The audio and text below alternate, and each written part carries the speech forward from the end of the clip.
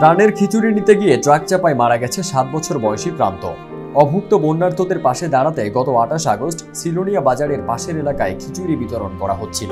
সেই খিচুড়ি আর খাওয়া হলো না। ঘটনাস্থলেই প্রাণ গেল রিজিয়া খাতুনের একমাত্র ছেলে জাফরুল ইসলাম প্রান্তর। এদিন আনুমানিক বিকেল 4টায় ফেনী নোয়াখালী আঞ্চলিক মহাসড়কে এই সড়ক দুর্ঘটনাটি ঘটে।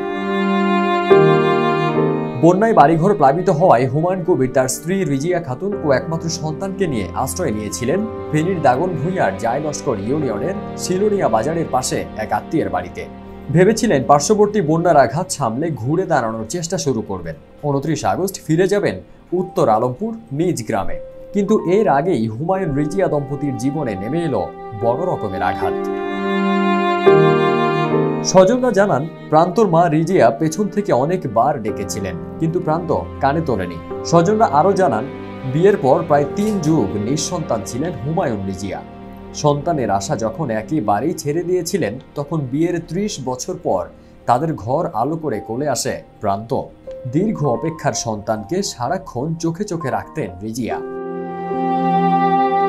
গত 28 আগস্ট বিকেলে ফেনী জেনারেল হাসপাতালে জরুরি বিভাগের করিডোরে আহাজারির সুরে রিজিয়া বলেন, আর হেডের মানিকরে কোনো গা আনি দাও না, আয়ন কারেলই বাঁচবো।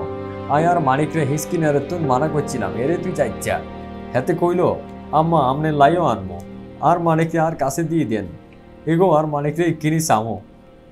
শিশু প্রান্তর মায়ের বুক ফাটা আর্তনাদে হাসপাতালের অন্য রোগী ও তার স্বজনদের চোখ ভিজে যায়। আহাজারিতে ভারী হয়ে ওঠে পরিবেশ। পাশেই নির্বাক দাঁড়িয়ে প্রান্তর বাবা হুমায়ুন। প্রান্তর এক স্বজন জানান, 30 বছর পরে ছেলের জন্ম হওয়ায় রিজিয়া দীর্ঘদিন ধরে শারীরিক নানা জটিলতায় ভুগছিলেন। ফেনী জেনারেল হাসপাতালের আবাসিক চিকিৎসা কর্মকর্তা সংবাদ মাধ্যমকে জানান, বর্তমানে নিহত শিশুটির মরদেহ হাসপাতালের মর্গে রয়েছে। প্রয়োজনীয় পুলিশি তদন্ত শেষে পরিবারের কাছে লাশটি হস্তান্তর করা হবে।